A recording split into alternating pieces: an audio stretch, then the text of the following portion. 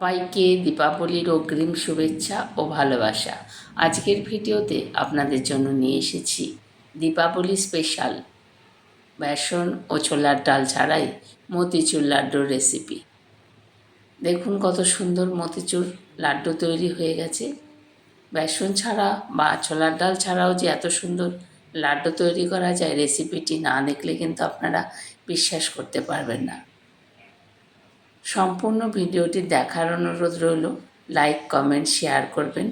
আর যারা এখনও আমার চ্যানেলটিকে সাবস্ক্রাইব করেননি তাদের কাছে অনুরোধ, সম্পূর্ণ ভিডিওটি দেখার সাথে সাথে একটি সাবস্ক্রাইব করে বেল আইকনটি প্রেস করে চ্যানেলটির পাশে থাকবেন। আপনারাও বাড়িতে এইভাবে ছোলার ডাল ও বেসন ছাড়া বা ছোলার ডাল বেসন দিয়েই দীপাবলিতে লাড্ডু তৈরি করে নিন, দেখবেন প্রত্যেকে ভালো থাকবে। সবাইকে আবারও দীপাবলির শুভেচ্ছা।